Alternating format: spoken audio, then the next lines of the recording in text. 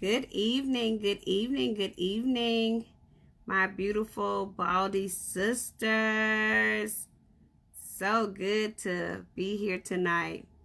I am so excited about being the spokesperson for us on tonight. My name is DeAnna Morris. I am a life coach. I am a pastor.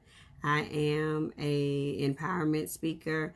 I am a woman. I'm a Baldy, and I'm excited about that. I'm also a wife, and I am just your regular homegirl and your sister.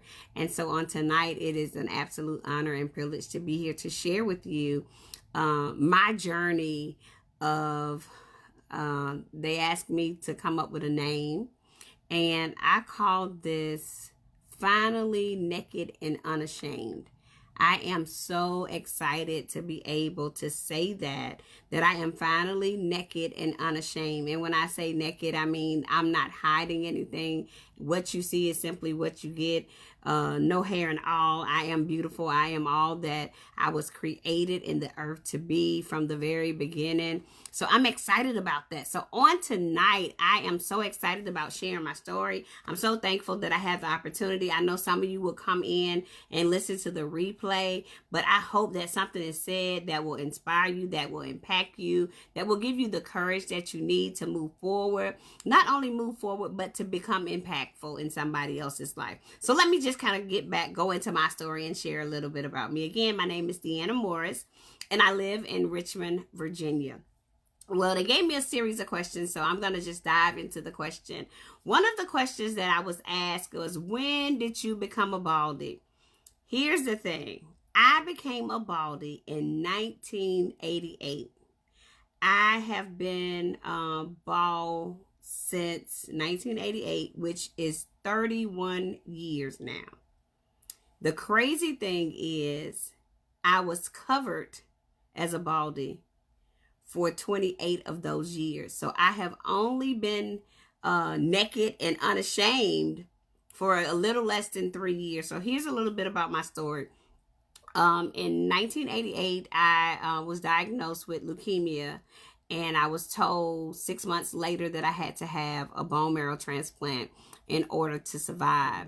So in 88, at that time, it was fairly new when they began doing bone marrow transplants. I lived in Atlanta, Georgia at the time, but they were doing the most successful bone marrow transplants in Seattle, Washington. So my mother, I was 12, started doing the research, and we wind up going to Seattle for a year for me to get treatment. But before we left Atlanta, I got 2 rounds of chemo. And in getting the chemo, they never told me that I was going to lose my hair. I didn't know. All I knew was that I had cancer and that I had to go through treatment. So if they told me about the hair, I really don't remember. I think I was so traumatized about the idea of having cancer that I didn't, I don't remember even knowing anything about the hair. I just know that one morning I woke up in the hospital. I had been in the hospital for about a month going through the first round of chemo. And I woke up that morning and I put my hand in my head, laying on the pillow. And when I brought my hand back, all of this hair, clumps of hair, were in my head.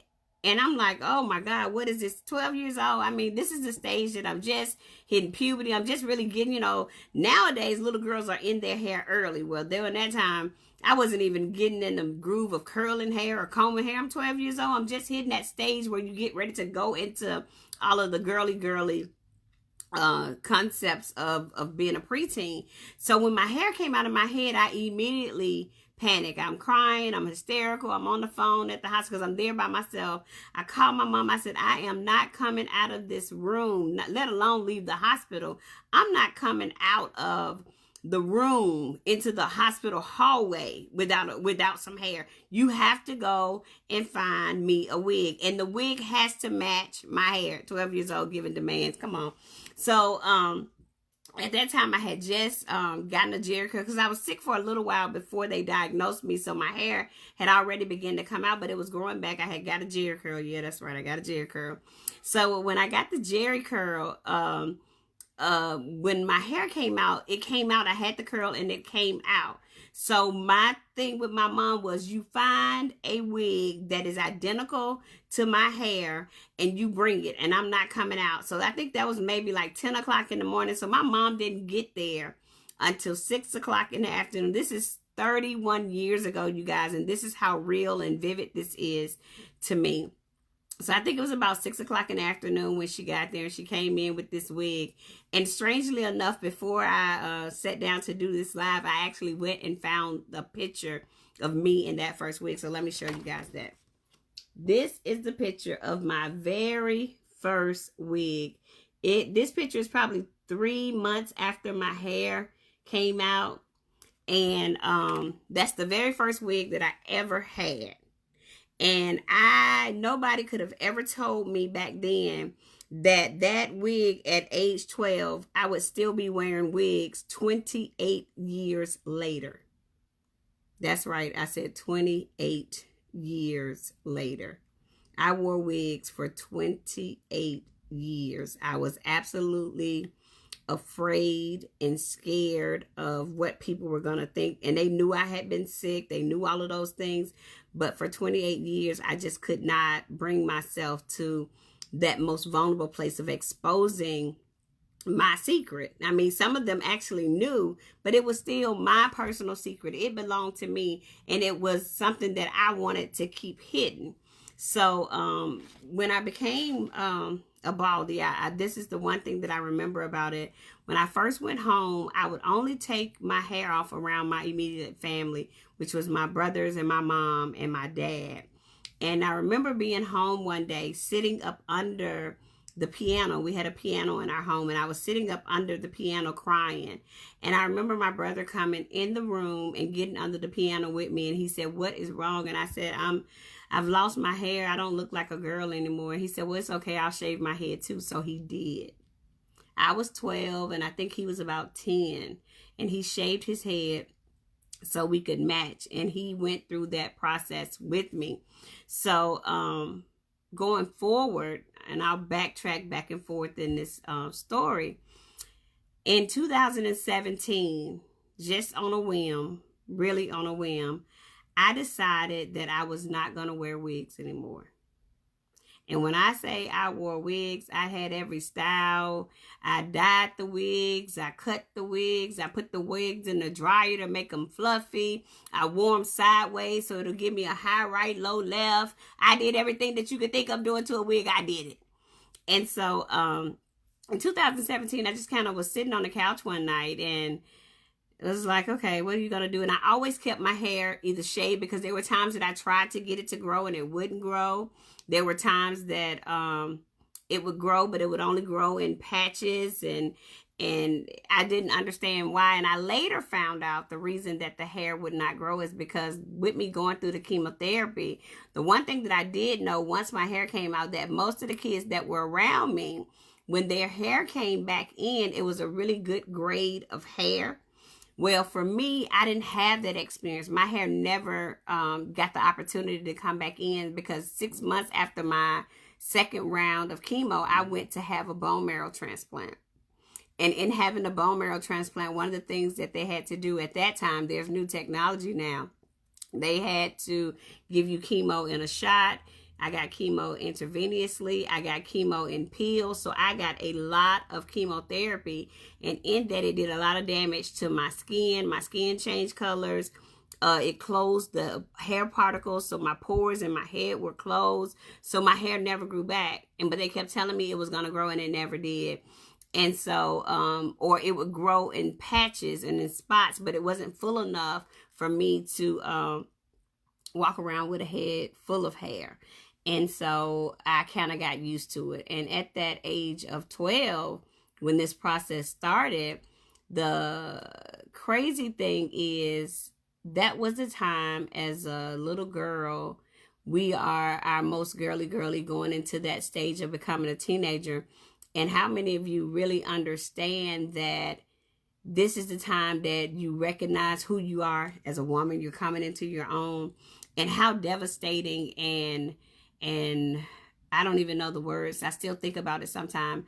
I cannot put in words that feeling of my girlfriends getting their hair done. They're going to shop and they're doing all this stuff. And here I am on the sidelines looking in. I remember for many years not even going to a hairdresser. I would not go into the hair salon. Even if my mom was getting her hair done or somebody I was with, I would wait outside. I would wait in the car because I always felt like everybody knew it was a wig. So imagine, now mind you, I'm telling you, this 28 years of this. But anyway, in 2017, I just was sitting on the couch one night and just decided that I was going to, I was going to start just carrying my hair clean shaved, but I was going to keep wearing my wigs. But that night when I shaved my head and I went to, it was just like specks of hair that I would always have to shave off. I went to the mirror and I looked in the mirror and I said, that's not bad. You don't look so bad. Well, let me try to put some makeup on with this. So I put my, because I always love my makeup. So when I put my makeup on, it still looked like, okay, this is not bad. And I remember asking my husband, so what do you think about this? He was like, it's fine. I said, so what if I told you that I was going to start wearing? He's like, I don't care. Whatever you want to do, you know, I got you. And that night in January of 2017, I decided to take my wig off. And I just didn't decide to do it in private. My initial removal and becoming naked and unashamed, I took my wig off and I posted pictures on Facebook because I knew if I posted them on Facebook, I could not come back off of it. It's out there now. It's exposed. Where better to expose it than to the whole Facebook world? And that's what I did. And it was so empowering. It was so impactful, inspiring. It went viral. And the people that I've known all my life, that some knew and some didn't know, they sent me the most encouraging messages. And, you know, it opened up a whole new world of confidence for me. So, which will take me back into some other aspects of my story. So, I shared about how long I had been hiding, because that's the word that I choose to, how I choose to describe my experience. I hid for like 28 years. I hid out of fear. I hid out of inadequacy. I hid because I was afraid of what other people thought. And here's the crazy part about that. In hiding, I was inspiring other women to be all that they wanted to be. I was a life coach. I was a motivational speaker for women. I was a pastor. I had a women's ministry. And I'm telling these women that you can be anything and don't hide and be unashamed and be naked and be you. And nobody can stop you from being you. And guess what I was doing while I was standing in front of these women? I was wearing a mask the whole entire time. I am telling them that they are great, they are awesome, they are wonderful, while I'm behind a mask. That's like me on this live talking to you and telling you, take your mask off, and you're looking at me the whole time like, don't you have on a mask? That's exactly what I did for a lot of years. And I would come home and have these experiences of fear, that not so much fear that somebody would know. I knew they knew by that time that there were wigs, but it was the vulnerability of how would you feel, what would you think of me, and how would you feel about me if you saw the real me, the naked me, not, you know, the me from behind the makeup, the me without the wig. What would you think? What would you say? Am I still able to encourage you? Am I still impactful? Because in my eyes, it was like I was lacking something as a woman. And that was because of all the images that I saw on TV was long hair and curly hair, and you do this with your hair. You know those commercials where you riding down the street and you riding in a convertible and the hair is blowing, and you know, or you got your little bonnet on trying to keep your hair in place. Well, I didn't have those experiences. When I rode in a convertible, and I can give you a true story, when I rode in a convertible, I was holding my head. I didn't even enjoy the ride because I was riding like this the whole time, pretending, or laying my head, pretending like I was just trying to be comfortable. Really, I was just trying to hold my wig in place. That's the truth. So, that was just so many different parts of my journey. And like I said, it has been 31 years. So there are so many places that I've been. I think the most common thing that I experienced was always feeling like I had a secret. Always feeling like there was a part of me that nobody knew about but those people that were the closest to me, because I felt like they would not judge me. They would always accept me for who I was, but I was always encouraged to just be me, just go out there and do it. And I remember when I did remove my wig in 2017, because I only wore wigs. I didn't wear wraps. I didn't feel comfortable with that. It was wigs. And I'm telling you, I had all kinds of wigs. When I cleaned my house out after I took the wigs away, I had so many wigs to throw away that I just had been holding on to. But it was an experience that I appreciate now, because I can genuinely recognize when people are hiding, regardless, and we all hide behind something. So my journey, I've learned that I don't rest in tragedy. I take my tragedy and make it a destiny, and that's something that I truly encourage each of us. I don't care what your situation is, what your circumstance is. Take your tragedy and make it a destiny. There is something great that can come out of anything that you go through. I don't care what it is. There's something great that can come out of it. And so it asked me, what has been your most memorable moment as a baldie? And when I share this story, it is all true. I am a preacher and a pastor. My husband and I pastor a church. And some years ago, I was a part of a ministry, and I was one of the people that was always in front of the congregation talking and sharing. So one service, it was a really awesome service, and I'm up ministering to the people, talking and walking and going back and forth across the pulpit. And I remember saying these words, and this is how impactful this is. I remember saying out loud to the people, somebody's going to get over their insecurity today. Somebody's going to get over the fact that they are worried about what people think about them. Imagine me saying those words while hiding behind a wig. And I'm saying this, and I'm just so excited. And I said, it's going to happen for somebody today. And I threw my head back, and guess what? My wig came off in front of the whole entire congregation.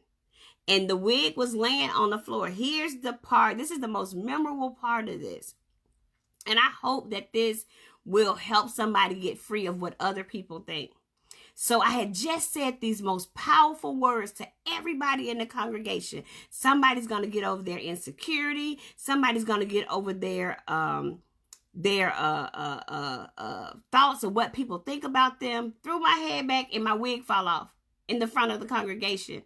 And guess what I did? I didn't panic. I didn't fall out. I didn't kick.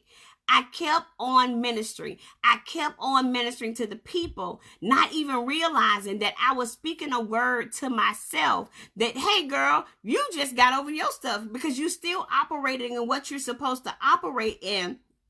And losing that wig didn't even affect you. You're still doing it. Guess what happened? I was still ministering, still going, and the people that were around me, that were trying to protect me and be there for me, they grabbed the wig. I'm still moving, and they started going around me trying to get to me to put the wig back on my head.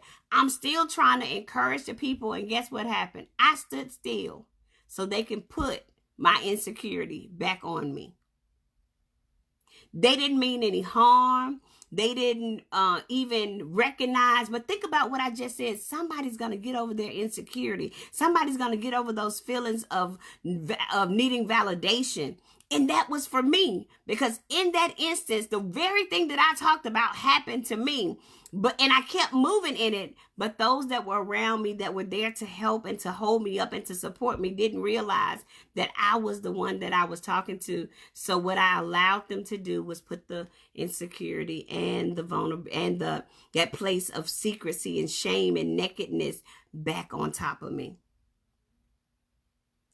Isn't that something to just really think about? In that moment, I had to stop and park right there. So many of us in our life, especially in this Baldie experience, allow other people to dictate what is normal. We allow other people to tell us what looks good and what doesn't look good. We allow television to tell us. We allow those in our circle. I had some girlfriends that said, girl, don't you do that. Don't you take that wig off. I'll protect you, but don't you do it. I don't need protecting from other people. As long as I have the support of those around me, as long as you have people supporting you, as long as you have people cheering you on, and even when you don't, as long as you can pat yourself on the back and move forward, you can have an awesome Baldie experience. as long as you know who you are. So that's my most memorable moment. And it was when I got free without knowing I was being free. And then I turned around and let somebody cover me up and hide me again in the open. So one of my other questions, which I love this question because it allows me a little bit of opportunity to talk about my wonderful husband. It says, how does your husband react to your baldness? So I've read some of my sister's amazing stories. I love the stories about the ex-husbands, especially, I can't remember who it was, but she told a story about, he said, nobody wants a bald woman. Let me tell you. So I was married prior, and my ex-husband told me that everything was well. He had saw my head and he was okay with it. And I found out 5 years into the marriage that he had a problem with it, which really, really, really tore me down because, you know, if I couldn't be vulnerable with anybody else, I thought I would be vulnerable with the person that I was going to spend the rest of my life with. And so in spite of that, the marriage did not last. So being married again was going to be trying. I didn't know what to expect, because when somebody tells you that they're with you and then you find out halfway into a committed relationship, in the relationship 5 years in, that they really are not happy about what they told you they were happy about, especially something like that that's so personal. This is my vulnerability and I've shared it with you and you told me it was okay, and I found out what you said to me was a lie. So when I met my current husband, my king, he is my everything. When I met my husband, he had long locks and I was still wearing my wigs. And our story is so unique because we only dated for a month and 2 days and we got married. I don't recommend that to a lot of people, but that's just our story. So I remember one night, we had probably been dating maybe 2 weeks. We were sitting around watching movies. And I was laying on his shoulder, laying somewhere near him. And he said to me, share something with me.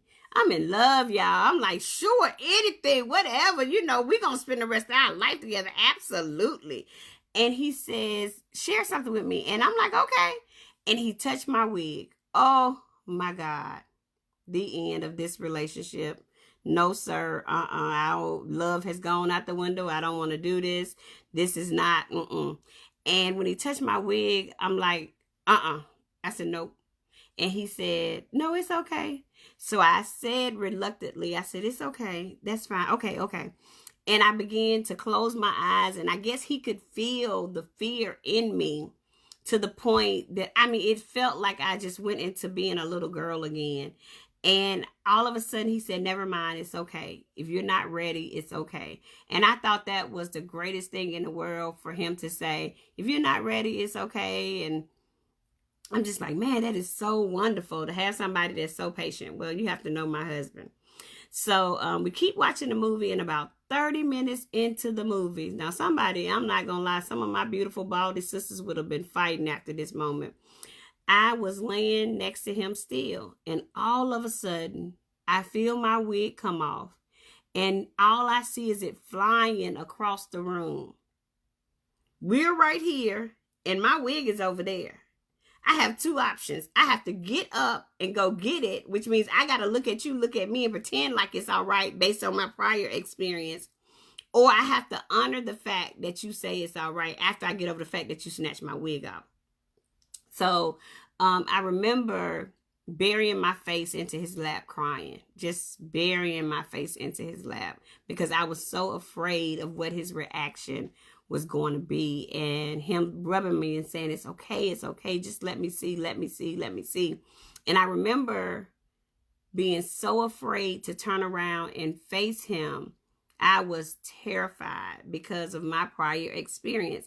And I remember when I turned around to face him, he was just looking at me and he was like, nothing in his face changed, nothing in his mood changed. He was like, it's okay. Everything is okay. I promise you it's okay.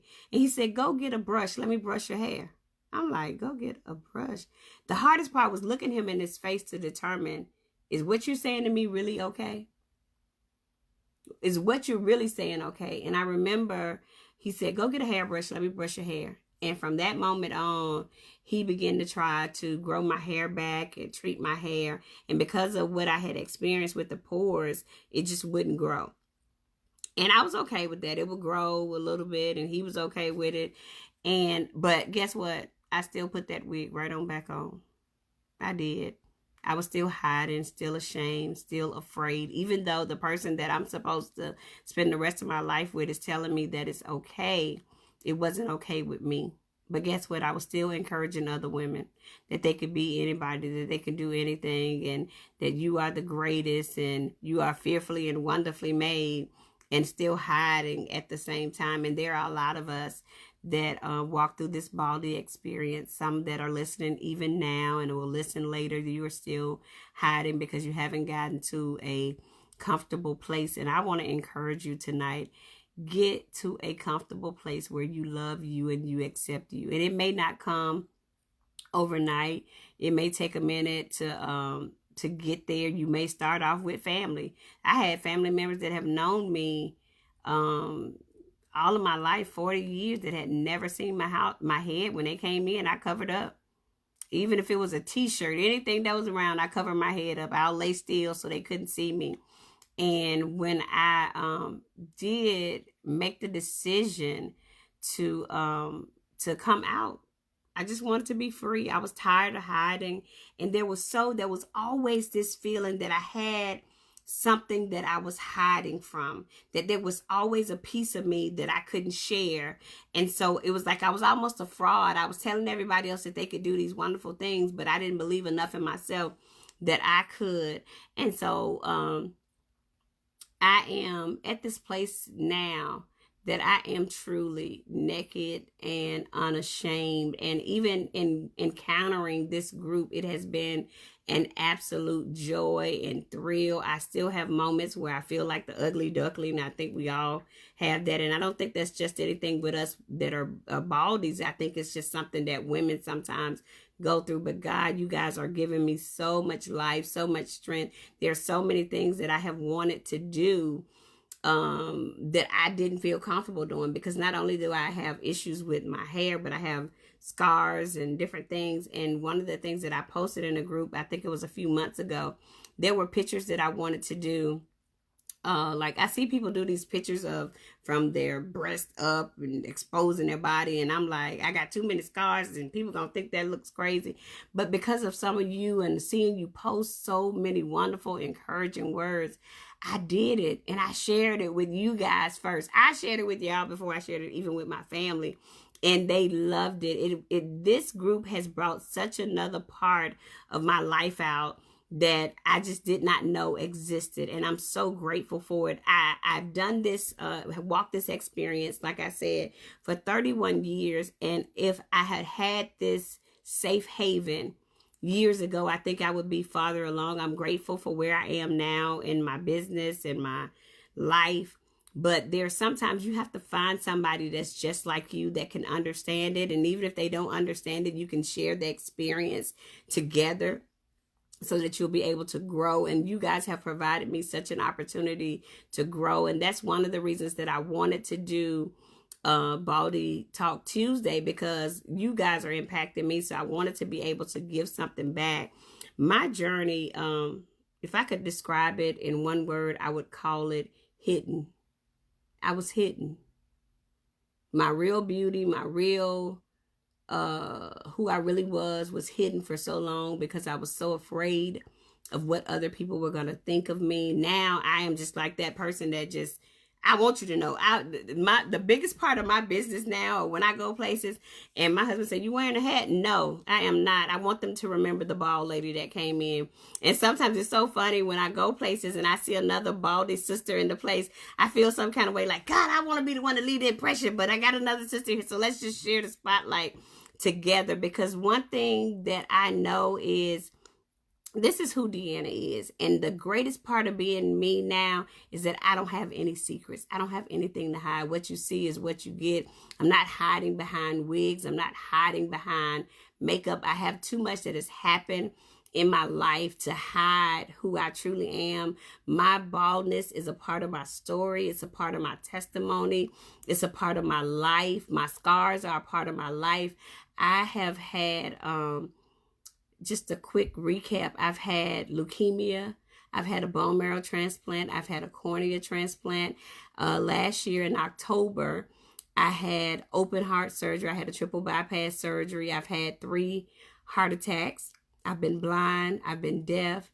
I've been to the place that I couldn't walk. I've been to the place that I could not take care of myself. But I'm still here sharing a story. And whatever part of my life, be it tragic, be it drama, be it trauma, I am going to make it a destiny. I'm going to make it so impactful that I'm going to leave a legacy that somebody else can survive based on what I've been through. I don't want to just inspire people. I want to be impactful, because when you inspire someone, it leaves sometimes it's temporary, but when you impact them, it leaves a lasting impression that will create change immediately. So I am so excited about that. I'm so grateful to be here to share with you guys. I wanted to just kind of share some information about my business. Here's a little, I don't know if you guys can see that, but I'll give it to you. My business is Life Seeds Coaching and Developing Firm. It is a coaching, life coaching business. I am certified as a life coach. I'm certified as a relationship coach for seasoned relationships as well as new and beginning relationships. I help prepare you for the journey of marriage. I am an empowerment speaker. I am also a prayer coach, because part of my walk is that I am a pastor, I am a minister, and I just believe that I have truly come this far by faith. Also, I have a couple of books out. My Husband's Rib is one of my books, and it has a story in there about my experience with my husband when he found out that I was bald and how the whole situation went down. I kind of gave you a little snippet of it, but the book will give you information about that.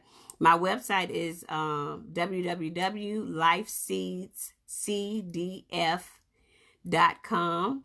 And you can get information about my books. You can get information about booking me as a speaker. You can get information about life coaching. I'm telling you guys, I am so excited about this group and the lives that it's touching. It is touching women across the world, and I'm excited to be a part of it. I hope that something that I've said, something that I shared has truly inspired you. If I can do anything to be of encouragement, if I can do anything to be of assistance, we are truly sisters in this thing. We are Baldy sisters. I'm telling you, I love that. I go everywhere and they say, oh, my husband used to say, my wife is the bald-headed lady. I'm not the bald-headed lady. I'm not bald-headed. I'm bald. Just call me Bald. That works for me. And so when I found the name, saw the name of the group, the Baldy Movement, I was like, oh, I am in love with that. So I'm so thankful tonight. Thank you guys for your time. Those that'll come back and watch the replay, have a phenomenal evening. Enjoy the rest of your night. Now get this. If you're going to be a Baldy, rock this thing. Don't hold out. Don't let somebody encourage you and trick you. It will convince you not to do it. If you're going to do it, do it. Just dive in and do it. You have a whole network of sisters that are supporting you. If you have a bad day, get in a group. Somebody has a story to tell that'll make you laugh. So you guys have a great one. This is Coach DeAnna Morris. I love you guys. Be encouraged. We're in this thing together. Have a great evening.